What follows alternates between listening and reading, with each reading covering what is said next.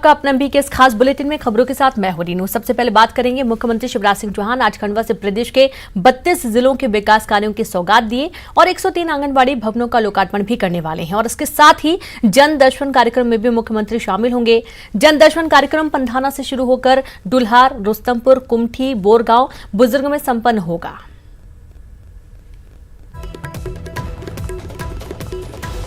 तो सीएम जन दर्शन कार्यक्रम में शामिल होंगे और आज प्रमुख दौरा है मुख्यमंत्री का, जहां 32 जिलों के लिए विकास कार्यों की सौगात देने वाले हैं और 103 आंगनबाड़ी भवनों का लोकार्पण भी करेंगे सीएम शिवराज। तो जन दर्शन कार्यक्रम में भी मुख्यमंत्री शामिल होंगे। पंधाना से शुरू होकर डुल्हार, रुस्तमपुर, कुमठी, बोरगांव, बुजुर्ग में संपन्न होगा ये कार्यक्रम।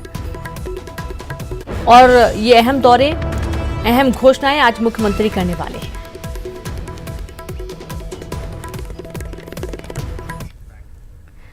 तो वहीं एमपी से राज्यसभा के लिए एल मुरुगन ने नामांकन दाखिल कर दिया, जिसके बाद उन्होंने सीएम शिवराज का आभार जताया। वहीं सीएम शिवराज ने कहा कि यह प्रदेश का सौभाग्य है क्योंकि एक और केंद्रीय मंत्री प्रदेश के कोटे से जाएगा। एल मुरुगन अहम भूमिका निर्वहन करेंगे। सीएम ने केंद्रीय नेतृत्व का भी आभार जताया। वहीं बीडी शर्मा ने कांग्रेस के उम्मीदवार खड़ा नहीं करने पर कहा कि कांग्रेस को डर लग रहा है कि राज्यसभा में उम्मीदवार लड़ा दिया तो बाकी बची विधायक भी इधर उधर ना हो जाए। इस डर से कांग्रेस घबराई हुई है।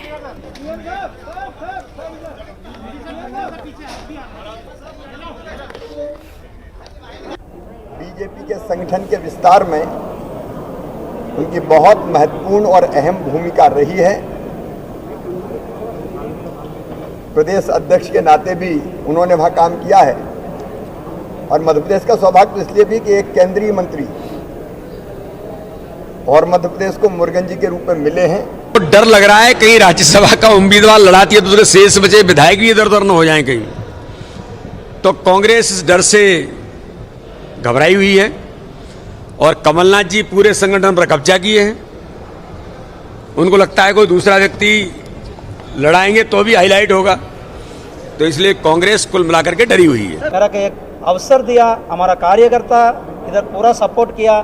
आज हमारा कार्यकर्ता, हमारा लीडर्स, हमारा मुख्यमंत्री जी, हमारा प्रदेश अध्यक्ष, हमारा मंत्री लोग, ये कि मैं बोलना चाहूँगा, मैं इधर I am feeling it is an my mother land. I am very happy to serve with the whole team. I got an very good opportunity to serve under our leadership to Madhya. गृह मंत्री नरोत्तम मिश्रा ने उमा भारती के bureaucracy पर दिए बयान पर कहा कि उमा भारती ने खुद ही ट्वीट कर मामले का पटाक्षेप कर दिया है। तो वहीं उन्होंने दिग्विजय सिंह के सड़कों पर किए गए ट्वीट पर निशाना साधा। अजय सिंह से मुलाकात पर कहा कि कांग्रेस अजय सिंह के राजनीतिक रियासत का सही उपयोग नहीं कर रही है। अच्छा कि उनका पारिवारिक बैकग्राउंड, उनकी विरासत और राजनीतिक रियासत, इसका सही उपयोग नहीं कर रही कांग्रेस। कल सिंधिया ग्वालियर के दौरे पर आ रहे हैं, जहां वो रोड शो करेंगे। रोड शो के लिए यहां मंत्रियों का जमावड़ा लगा है। 8 मंत्रियों ने मोर्चा संभाल रखा है और उनके स्वागत के लिए बीजेपी ने पूरे शहर को बैनर पोस्टर से दुल्हन की तरह सजाया है। पुरानी छावनी से महाराज बाड़ा तक रोड शो होगा। 200 से ज्यादा मंचों से सिंधिया का स्वागत होगा। 1 लाख के करीब कार्यकर्ता शामिल होंगे।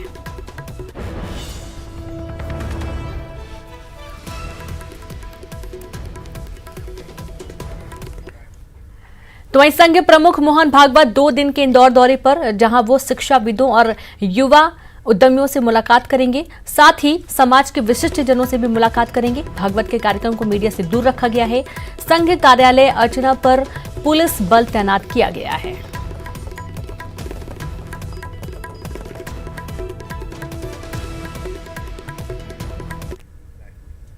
तो वहीं जल्द ही सीएम हेल्पलाइन नए कलेवर में लोगों के सामने नजर आएंगे, जिसके बाद फोन कॉल के जरिए शिकायतों को सुनने और उसके समाधान को बेहतर तरीके से सुधारने की कवायद शुरू होगी। साथ ही सीएम डैशबोर्ड की तरह अब विधायकों का डैशबोर्ड भी तैयार किया जाएगा। विधायकों के डैशबोर्ड से सीएम के डैशबोर्ड सीधे जुड़ेंगे, जिससे सीएम शिवराज हेल्पलाइन से जुड़ी शिकायतों की न सिर्फ मॉनिटरिंग करेंगे बल्कि नजर भी रखेंगे। सीएम हेल्पलाइन में बदलाव को लेकर बात की लोक प्रबंधन मंत्री अरविंद भदौरिया से हमारे संवाददाता अनुराग श्रीवास्तव ने। शिवराज सरकार लोगों से जुड़ने के लिए अब सीएम हेल्पलाइन में बड़ा बदलाव करने जा रही है। प्रदेश के मंत्री अरविंद सिंह भदौरिया हमारे साथ मौजूद हैं। सर, सीएम हेल्पलाइन को बदला जाएगा, कैसे लोगों तक जानकारी और जो शिकायतें उनके समाधान की जानकारी पहुंच पाएगी? एक्चुअली लोक सेवा प्रबंधन विभाग के अंतर्गत ये सब आते हैं। पूरे हिंदुस्तान भर में मध्य प्रदेश ने सबसे पहले ये डिपार्टमेंट बनाया और मध्य प्रदेश के डिपार्टमेंट को देखकर चाहे किसी भी पार्टी की सरकारें हुई, उन सभी पार्टियों की सरकारों ने फिर उस विभाग को आगे बढ़ाया, अन्य स्टेट में भी खोला है। सीएम हेल्पलाइन को लेके या सीएम जनसेवा करके ऐसे कई प्रकार के लोगों से फीडबैक लेके कई प्रकार के परिवर्तन वगैरह कुछ चेंजेस करेंगे हम लोग। माननीय नरेंद्र भाई मोदी जी का 17 सितंबर को जन्मदिन था, तो 17 सितंबर से 7 अक्टूबर तक ऐसे करके एक पखवाड़ा कई प्रकार की योजनाओं को लेके है। जैसे कुछ डीम्ड सेवाएं हैं जो है ना, ऐसे 11 डीम्ड सेवाएं हम लोग दे रहे हैं। अभी हमने 4-5 शुरू कर दिए, बाकी भी उस दिन तक शायद पूरा कर देंगे। मंत्री जी, जिन विभागों में पेंडिंग रहती हैं शिकायतें, उनके समाधान के लिए उन विभागों पर भी कार्रवाई हो सकती है क्या? इसमें हर सप्ताह मॉनिटरिंग होती है। उदाहरण के लिए जैसे सहकारिता विभाग में अभी मैं एक बार पिछले बार बैठा था, 7 शिकायतें पेंडिंग थी। प्रिंसिपल सेक्रेटरी को बुला के सब पूरा सामने क्यों पेंडिंग है, क्या कारण है, और उनके खिलाफ एक्शन करेंगे जो इसको समाधान नहीं करे राइट टाइम पे। इसलिए जब से ये काम शुरू हुआ है लगभग 7 करोड़ कंप्लेंट आई है सीएम हेल्पलाइन पे, सभी का निराकरण कर दिया है। तो लोगों से जुड़ी हुई शिकायतों का तत्काल समाधान हो सके, इसको लेकर सीएम हेल्पलाइन सेवा में बड़ा बदलाव किया जा रहा है ताकि लोगों को आसानी से सुलभ जानकारी मिल सके। कैमरा पर्सन संजय नामदेव के साथ अनुराग श्रीवास्तव, न्यूज़ 18 भोपाल।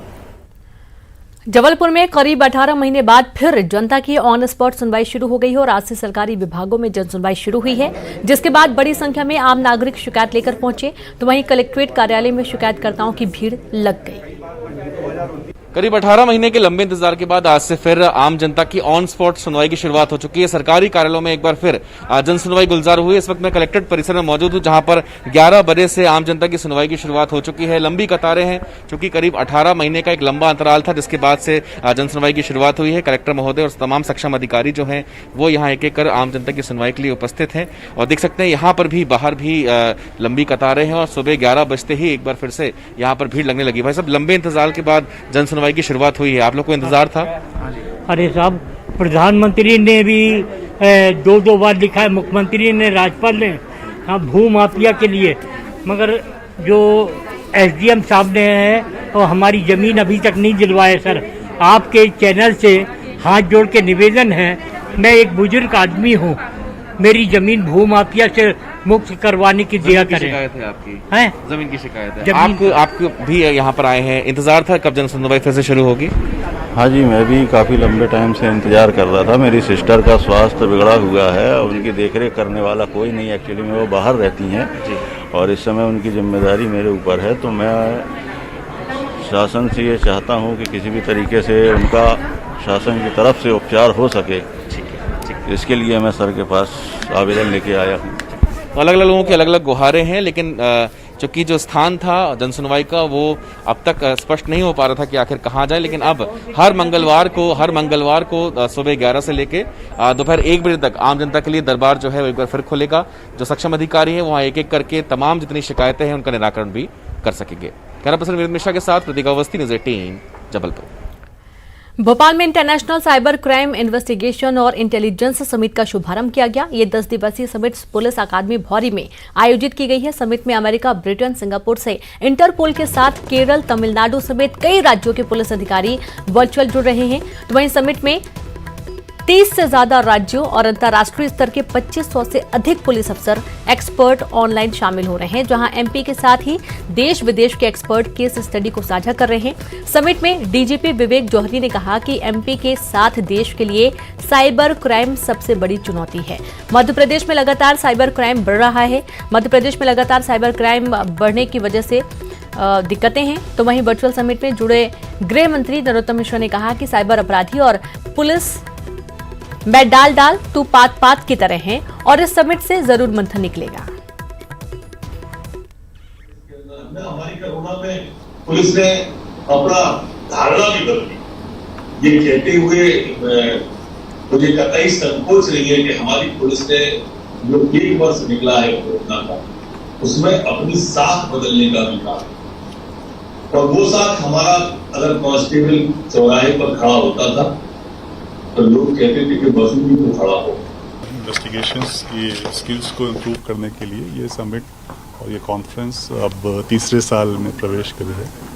पिछले 2 सालों में जब 3 साल पहले ये शुरू हुआ था तब एक छोटा सा रूप था, फिजिकल ट्रेनिंग हुई थी 150 लोगों की।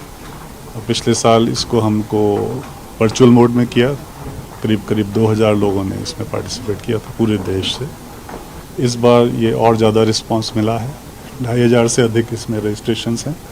तो ये जो कॉन्फ्रेंस है इसमें साइबर से रिलेटेड जो क्राइम अब हो रहे हैं बहुत ज़्यादा, इसकी इन्वेस्टिगेशन के लिए जो आवश्यक टेक्नोलॉजी, टूल्स और एक्सपर्टीज चाहिए होता है उसके बारे में ट्रेन किया जाता है।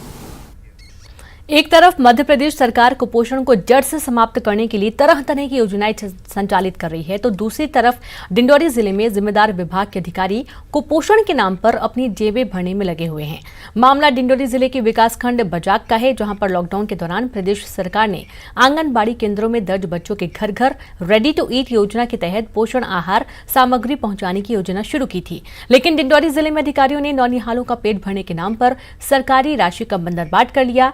लक्ष्मी स्व सहायता समूह के सचिव तुलसिया बाई ने महिला बाल विकास विभाग के सुपरवाइजर अभिलाषा चौहान पर बतौर कमीशन 10,000 रुपए लेने का दावा किया। तो वहीं घोपतपुर आंगनबाड़ी केंद्र में पदस्थ कार्यकर्ता द्रौपदी ने भी अपने क्षेत्र के सुपरवाइजर तबस्सुम खान पर 20,000 रुपए वसूली का आरोप लगाया और इस पूरे मामले में अधिकारी से सवाल किया गया तो गोलमाल जवाब देते हुए जिम्मेदारी से बचते नजर आए। रेडी टू ईट का 20,000 आया था खाते में, मेरे खाते में, तो वो राशि को मेरे सुपरवाइजर मैडम बोली कि निकाल के दो, ये आपका पैसा नहीं है, निकासी करके दो, 20,000 आया है उसको, ऐसे करके बोली। तो हम अध्यक्ष सचिव के साथ जाके और निकासी करके मैडम को दिए हैं। कौन मैडम बोली? तबस्सुम खान। कौन है? सुपरवाइजर हैं। ये रेडी टू ईट का पैसा है। जैसे अभी लॉकडाउन हुआ था तो केंद्र में नहीं बुला के बच्चों को ये साप्ताहिक में घर घर जाके वितरण करते थे, उसी का राशि पैसा। रेडी टू ईट वितरण के लिए जो तदर्थ समिति में राशि आई थी उसके संबंध में आरोप लगे हैं कि सुपरवाइजर द्वारा मांगा गया है, इसकी जांच चल रही है। सर अभी बीच में कुछ दिनों पहले एक ऑडियो भी वायरल हुआ था, उसमें समूह के लोगों से भी पैसे मांगे जा रहे हैं सुपरवाइजर के द्वारा। ऑडियो वायरल हुआ था, उसकी न्यूज़ पढ़ी थी मैंने, लेकिन वो ऑडियो मेरे पास अभी आया नहीं है, मतलब मुझे नहीं मिला है। शिकायत भी की है समूह के लोगों ने आपसे, रिटर्न में कंप्लेन की है? नहीं, मेरे पास रिटर्न में कोई कंप्लेन नहीं है। और सीधी तस्वीरें दिखाएंगे खंडवा से। मुख्यमंत्री शिवराज सिंह चौहान पहुंच चुके हैं और आज प्रमुख कार्यक्रम में उनको शामिल होना है। सीधी तस्वीरें खंडवा से। नारी की आजादी का सम्मान करेंगे, हर नारी की सुरक्षा का हम ध्यान रखेंगे, टोकेंगे उसको जो बेटियों की वंदना के साथ इस कार्यक्रम की शुरुआत के लिए माननीय मुख्यमंत्री जी से अनुरोध है, बेटियां जान होती हैं। नारी की आजादी का सम्मान करेंगे। मेरा अनुरोध है पुरुषोत्तम शर्मा जी से, राजेश डोंगरे जी से, सुभाष कोठारी जी से, हरीश कोटवाने जी से और संतोष राठौर जी से कि वे आए और मंच पर अपना स्थान ग्रहण करें। आज बालिकाओं के रूप में त्रिशा, श्रेया, वीरा, डॉली और आलिया हैं। इन सब की पूजा वंदना से आज इस कार्यक्रम की शुरुआत हो रही है। गंगा पटेल, मंगल यादव जी से भी मेरा अनुरोध है कि वो मंच पर अपना स्थान ग्रहण करें और कृपया कर लेने दीजिए मुझे। आप बेटियां यानी जिंदगी के संस्करण रखेंगे, टोकेंगे उसको जो उड़ने से रोकेगा, निर्माण करेंगे समाज का जो सुरक्षित होगा, हम नारी की आजादी का सम्मान करेंगे। नारी का सम्मान करेंगे और आज इस महिला सम्मेलन में आप सभी का स्वागत है। माननीय मुख्यमंत्री जी, स्थानीय जनप्रतिनिधि, आप सभी का बहुत बहुत स्वागत करते हैं महिला बाल विकास विभाग की तरफ से। बोलो भाषा प्यार की, संवेदना और संवाद की, हर नारी का सम्मान करे जो है असली हीरो वो। माननीय मुख्यमंत्री जी जिस कन्याओं का वन। और यहाँ पर वक्त एक छोटे से ब्रेक का है, हम जल्द हाजिर होंगे।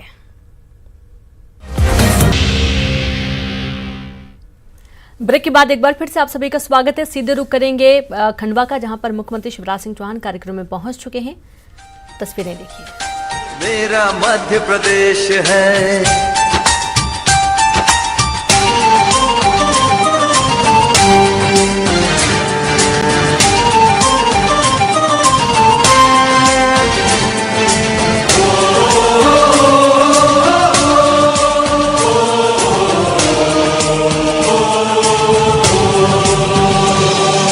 विंध्याचल सा भाल नर्मदा का जल जिसके पास है, यहाँ ज्ञान विज्ञान कला का लिखा गया इतिहास है। उर्वर भूमि सघन वन रत्न संपदा जहाँ अशेष है, स्वर सौरभ सुषमा से मंडित मेरा मध्य प्रदेश है। सुख का दाता सबका साथी, सुख का दाता सबका साथी, शुभ का ये संदेश है। माँ की गोद पिता का आश्रय मेरा मध्य प्रदेश है।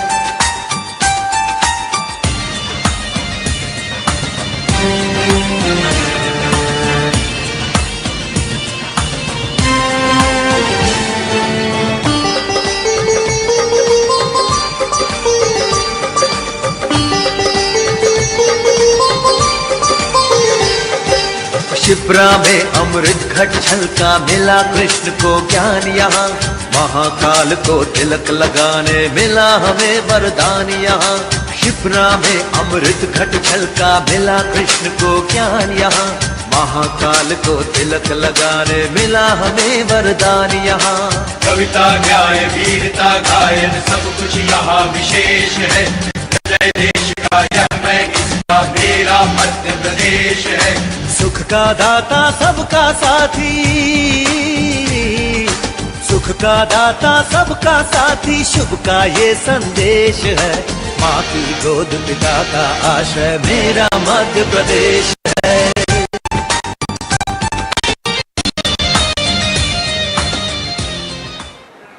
जन कल्याण और सुराज अभियान के अंतर्गत आयोजित स्वस्थ महिलाएं सुरक्षित भविष्य महिला सम्मेलन में आप सभी का हार्दिक स्वागत है, अभिनंदन है।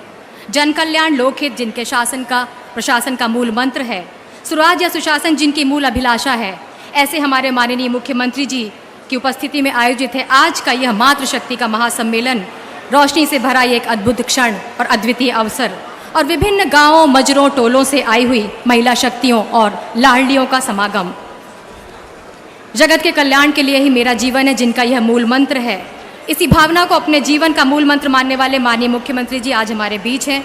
मैं मंचासीन सभी अतिथियों का महिला बाल विकास विभाग की तरफ से बहुत बहुत स्वागत करती हूँ, अभिनंदन करती हूँ। और इस अनुक्रम में मैं महिला बाल विकास विभाग के संचालक श्री रामाराव भोसले जी से अनुरोध करती हूँ कि वे माननीय मुख्यमंत्री जी का स्वागत करें सुरजने के पौधे से। आप सभी जानते हैं सुरजने के पौधे की महत्ता, इसे पोषण डायनामाइट भी कहते हैं और ये गर्भवती महिलाओं का मित्र भी होता है। आज इस मंच के माध्यम से पोषण का संदेश आप सब तक दे रहे हैं। मेरा अनुरोध है स्थानीय विधायक माननीय विधायक पंधाना श्री राम दांगोरे जी से कि वे माननीय मुख्यमंत्री जी का स्वागत करें।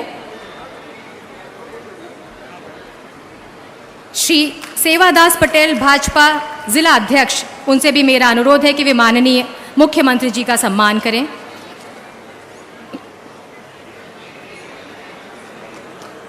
हमारे बीच वन मंत्री श्री विजय शाह साहब भी उपस्थित हैं। मेरा अनुरोध है माननीय विधायक खंडवा श्री देवेंद्र वर्मा जी से कि वे श्री विजय शाह साहब का अभिनंदन करें।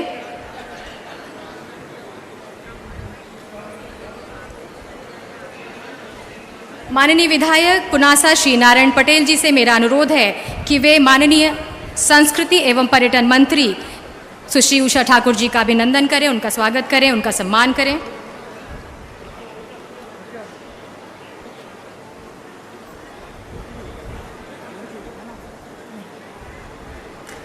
और स्वागत की श्रृंखला के बाद मैं अनुरोध करती हूँ महिला बाल विकास विभाग के संचालक श्री रामाराव भोसले साहब से कि वे स्वागत उद्बोधन दें।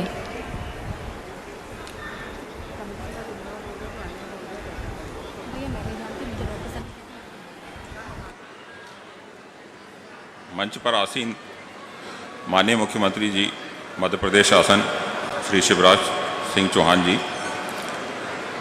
मध्य प्रदेश शासन के कैबिनेट मंत्री आदरणीय श्री विजय शाह जी, आदरणीय सुश्री उषा ठाकुर जी, माननीय विधायक पंधाना श्री राम दांगोरे जी, माननीय विधायक खंडवा श्री देवेंद्र शर्मा जी, माननीय विधायक मानधाता श्री नारायण पटेल जी एवं मंचासीन अन्य सभी जनप्रतिनिधिगण का और यहाँ उपस्थित महिलाओं, बच्चों और मीडिया के साथियों को मैं महिला बाल विकास विभाग की ओर से डायरेक्टर आप सभी का स्वागत करता हूँ। जन कल्याण और स्वराज अभियान के तहत आज के इस कार्यक्रम का आयोजन प्रदेश भर के सभी 52 जिलों में उपस्थित जनप्रतिनिधिगण, अधिकारियों तथा योजना।